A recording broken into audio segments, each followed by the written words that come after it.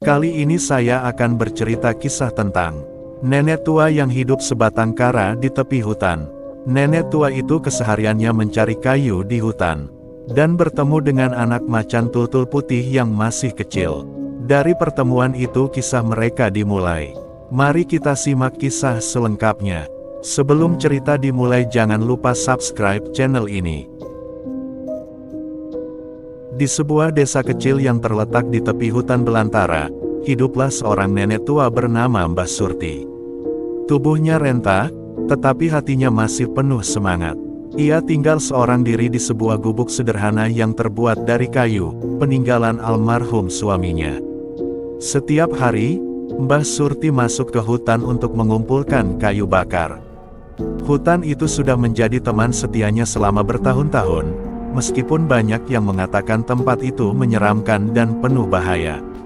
Suatu pagi yang berkabut, saat Mbah Surti sedang mencari kayu kering di bawah pohon-pohon besar, ia mendengar suara lirih seperti tangisan. Ia berhenti, menajamkan pendengarannya, lalu mengikuti suara itu. Di balik semak-semak lebat, ia menemukan seekor anak macan tutul putih yang mungil, tergeletak lemah. Tubuhnya kotor, dan matanya yang besar menatap Mbah Surti dengan ketakutan bercampur harapan. Hati Mbah Surti tersentuh. Ia berjongkok dan mengulurkan tangannya perlahan. "Kasihan sekali kamu, nak. Di mana ibumu?" katanya lirih. Anak macan itu tidak melawan ketika Mbah Surti mengangkatnya. Tubuh kecil itu menggigil kedinginan. Mbah Surti tidak tega meninggalkannya sendirian di hutan. Mbah Surti membawa anak macan itu pulang ke gubuknya. Ia membersihkan tubuhnya dengan kain hangat, lalu memberinya susu hangat yang ia buat dari persediaan yang ia punya. Anak macan itu mulai menunjukkan tanda-tanda kehidupan. Ekor kecilnya sesekali bergerak, dan ia bahkan menjilati tangan Mbah Surti, seolah berterima kasih. Hari demi hari berlalu, anak macan tutul itu, yang kemudian diberi nama Putih oleh Mbah Surti, tumbuh semakin besar. Putih menjadi teman setia Mbah Surti. Setiap kali Mbah Surti pergi ke hutan, Putih selalu mengikutinya, melompat-lompat di antara pohon dan semak-semak. Meskipun Putih adalah binatang liar, ia tampak sangat menyayangi Mbah Surti dan melindunginya dari bahaya. Suatu hari, ketika Mbah Surti sedang memotong ranting, ia disergap oleh seekor ular besar yang tiba-tiba muncul dari balik semak. Sebelum ular itu sempat mendekat, Putih melompat dengan cepat, mencakar ular tersebut hingga lari terbirit-birit. Mbah Surti memeluk Putih dengan rasa syukur yang mendalam. "Kamu penyelamatku, nak," katanya dengan air mata menetes di pipi keriputnya. Putih menjadi bagian dari kehidupan Mbah Surti. Meski tetangga sempat takut ketika melihat seekor macan tutul besar tinggal bersama nenek tua itu, mereka perlahan mengerti bahwa Putih bukanlah ancaman. Bahkan, banyak anak-anak desa yang mulai datang ke gubuk Mbah Surti untuk melihat Putih dari dekat. Tahun demi tahun berlalu, Mbah Surti semakin tua, tetapi Putih selalu ada di sisinya. Di malam-malam dingin, Putih tidur di samping Mbah Surti, memberikan kehangatan. Ketika Mbah Surti sakit, Putih seakan memahami, menjilati tangannya lembut dan menemaninya tanpa henti. Mbah Surti tahu bahwa hidupnya tidak akan selamanya panjang, tetapi ia merasa tenang karena ia tidak lagi kesepian. Dalam hatinya, ia bersyukur telah membawa Putih ke dalam hidupnya. Putih bukan hanya seekor binatang, tetapi juga sahabat, keluarga, dan pelindung setianya. Dan begitulah, di tepi hutan yang sunyi, hidup seorang nenek tua dan seekor macan tutul putih dalam harmoni, saling melengkapi dan menjaga satu sama lain, membuktikan bahwa kasih sayang dapat melampaui segala perbedaan. Mbah Surti dan Putih melanjutkan kehidupan mereka dengan saling melengkapi, menghadapi suka dan duka bersama. Putih, yang kini telah tumbuh menjadi seekor macan tutul putih besar dan gagah, tetap setia menemani Mbah Surti ke hutan. Ia menjadi mata dan telinga bagi nenek tua itu, memastikan tidak ada bahaya yang mengintai. Pada suatu musim hujan yang sangat berat, desa kecil tempat Mbah Surti tinggal dilanda banjir. Sungai yang melintasi desa meluap, membuat banyak rumah warga terendam air. Gubuk Mbah Surti yang terletak di pinggir hutan juga tak luput dari bencana. Ketika air mulai masuk ke rumahnya, Putih segera bertindak. Dengan tubuhnya yang kuat, ia membantu menyeret beberapa barang berharga Mbah Surti ke tempat yang lebih tinggi. Saat air semakin tinggi, Putih menggigit kain selimut Mbah Surti dengan lembut, seolah meminta nenek tua itu naik ke punggungnya. Awalnya Mbah Surti ragu, tetapi tatapan Putih yang penuh keyakinan membuatnya percaya. Dengan hati-hati, ia memegang bulu tebal Putih, dan macan tutul itu membawanya keluar dari rumah menuju sebuah bukit kecil yang aman dari banjir. Di bukit itu, mereka berlindung hingga air surut. Ketika banjir usai, warga desa yang selamat berkumpul di bukit yang sama. Mereka melihat bagaimana Putih melindungi Mbah Surti dengan penuh kasih sayang. Kekaguman mereka semakin besar, dan Putih yang dulu ditakuti kini dianggap sebagai pahlawan desa. Setelah bencana banjir, desa mulai pulih. Kehadiran Putih di sisi Mbah Surti menjadi daya tarik bagi desa itu. Banyak orang dari desa-desa tetangga datang untuk melihat macan tutul Putih yang jinak dan setia. Beberapa pengunjung bahkan membawa makanan atau uang sebagai ungkapan kekaguman mereka. Mbah Surti, yang dulunya hidup serba kekurangan, kini memiliki sedikit rezeki tambahan. Namun, ia tetap rendah hati. Ia hanya menggunakan apa yang dibutuhkan dan membagikan sebagian kepada warga desa lain yang masih kesulitan akibat banjir. Rezeki ini karena Putih, kata Mbah Surti sambil mengelus kepala sahabatnya itu. Tahun-tahun berlalu, dan meskipun tubuh Mbah Surti semakin lemah, ia merasa kehidupannya penuh makna. Ia tidak lagi merasa kesepian karena Putih selalu ada untuknya.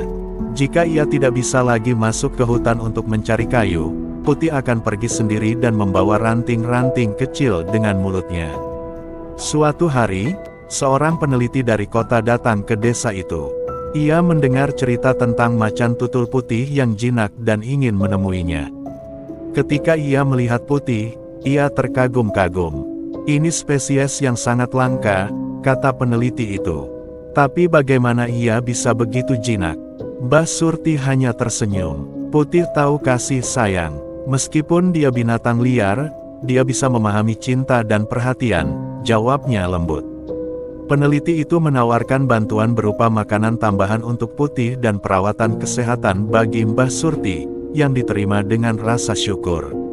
Kini, gubuk kecil di tepi hutan itu menjadi simbol kasih sayang yang tak terbatas. Warga desa sering berkumpul di sana, mendengar cerita-cerita Mbah Surti tentang kehidupannya bersama Putih. Anak-anak desa bermain di sekitar Putih, yang dengan sabar membiarkan mereka mengelus bulu lembutnya. Mbah Surti, meski semakin tua, merasa hidupnya tak pernah lebih bermakna. Putih adalah keluarganya, penjaganya, dan juga teman setianya. Di tepi hutan yang sunyi, mereka terus hidup bersama, saling menjaga hingga akhir hayat, mengajarkan kepada siapapun yang melihat bahwa kasih sayang dapat mengubah takdir, bahkan bagi jiwa yang paling berbeda. Mbah Surti tetap menjalani hari-harinya dengan semangat, ditemani oleh Putih yang semakin besar dan kuat. Meski usia terus bertambah, kesehatan Mbah Surti tetap terjaga, berkat kebiasaannya menjalani hidup sederhana dan bahagia. Setiap pagi, ia bangun dengan senyum di wajahnya, disambut oleh Putih yang selalu setia menunggu di depan pintu. Di hutan, mereka memiliki rutinitas yang serasi. Mbah Surti mengumpulkan kayu bakar dan dedaunan kering, sementara Putih berkeliling, memastikan tidak ada ancaman. Terkadang, Putih membawa hasil buruannya seperti ikan dari sungai kecil di dalam hutan, yang kemudian dimasak oleh Mbah Surti. Mereka berbagi makanan, seolah-olah tak ada sekat antara manusia dan binatang. Mbah Surti memutuskan untuk membuat kebun kecil di sekitar gubuknya. Ia menanam sayuran seperti singkong, cabai, dan kangkung. Putih selalu membantunya dengan caranya sendiri, seperti menggali lubang untuk menanam bibit. Dengan kebun itu, Mbah Surti tidak hanya memiliki bahan makanan segar tetapi juga kesibukan yang membuat tubuhnya tetap aktif. Putih sering membantu menjaga kebun dari gangguan hewan liar. Ketika kera atau babi hutan mencoba mencuri hasil panen, Putih mengusir mereka tanpa melukai, seolah memahami bahwa Mbah Surti tidak suka kekerasan. Kisah Mbah Surti dan Putih menyebar ke desa-desa sekitarnya. Banyak orang yang datang untuk belajar dari kehidupan mereka. Warga desa mulai memperhatikan bahwa kasih sayang dan harmoni dengan alam bisa membawa kebahagiaan yang tak ternilai. Beberapa warga bahkan meminta Mbah Surti untuk mengajari mereka cara bercocok tanam dan merawat hewan dengan penuh kasih. Seorang dokter muda yang sering datang ke desa untuk mengobati warga mulai rutin mengunjungi Mbah Surti. Ia terkesan melihat kondisi kesehatan nenek itu yang tetap bugar meski usianya telah melewati 7 dekade. Dokter itu memberikan vitamin dan obat herbal agar Mbah Surti tetap sehat, serta sesekali membawa makanan tambahan untuk Putih. Pada suatu malam, saat langit cerah dipenuhi bintang, Mbah Surti duduk di depan gubuknya bersama Putih. Mereka menikmati angin malam yang sejuk. "Putih," kata Mbah Surti sambil mengelus kepala sahabatnya itu, "kamu tahu, kan? Kehadiranmu membuat nenek merasa kuat. Kalau tidak ada kamu, mungkin nenek sudah menyerah pada hidup ini." Putih hanya menjilat tangan Mbah Surti lembut, seolah mengatakan bahwa ia akan selalu ada untuk nenek itu.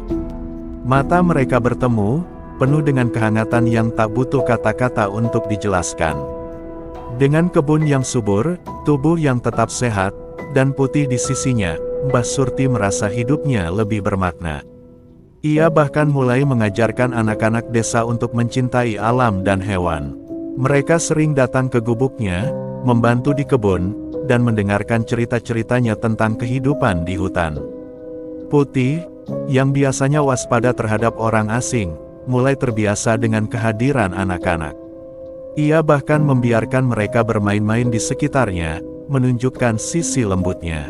Anak-anak itu mulai menganggap Putih sebagai simbol persahabatan antara manusia dan alam. Hidup Mbah Surti dan Putih terus berjalan dengan penuh kebahagiaan dan kedamaian. Nenek tua itu tidak hanya tetap sehat, tetapi juga merasa lebih muda karena semangat hidup yang diberikan oleh Putih. Mereka menjadi inspirasi bagi siapa saja yang melihat mereka, bahwa harmoni dan kasih sayang adalah kunci kebahagiaan sejati. Di tepi hutan, Mbah Surti dan Putih terus menjalani hari-hari mereka dengan saling melengkapi dan menjaga satu sama lain, membuktikan bahwa cinta tidak mengenal batas usia, spesies, atau perbedaan apapun.